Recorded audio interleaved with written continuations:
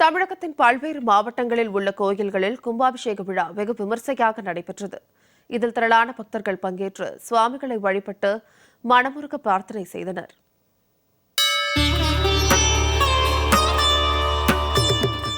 புதுக்கோட்டை மாவட்டம் காரக்குறிச்சியில் அமைந்துள்ள ஸ்ரீ முத்துமுனீஸ்வரர் பிடாரியம்மன் ஆலய கும்பாபிஷேக விழா கொட்டும் மழையிலும் வெகு விமர்சையாக நடைபெற்றது.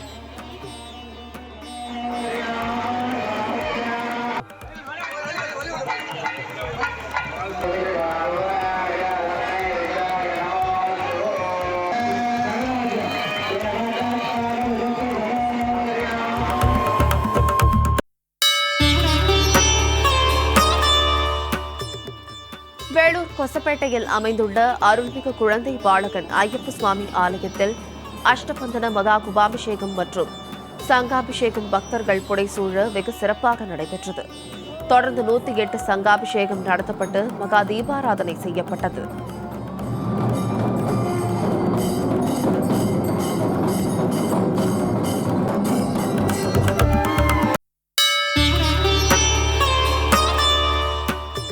விழுப்புரம் மாவட்டம் மரக்காணம் கிழக்கு கடற்கரை சாலை பகுதியில் அமைந்துள்ள பூமேஸ்வரர் கோயில் குடமுழுக்கு விழா வெகு சிறப்பாக நடைபெற்றது. பக்தர்கள் ஓம் நமச்சிவாய என்ற பக்தி முழக்கத்துடன் சுவாமி தரிசனம் செய்தனர்.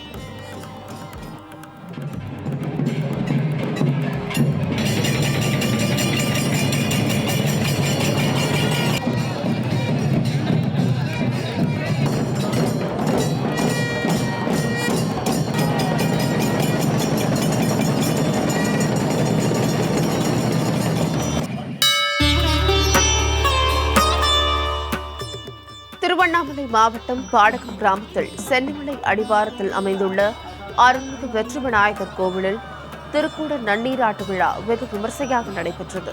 இதில் திரளான பக்தர்கள் கலந்து கொண்டு சுவாமி தரிசனம் செய்தனர்.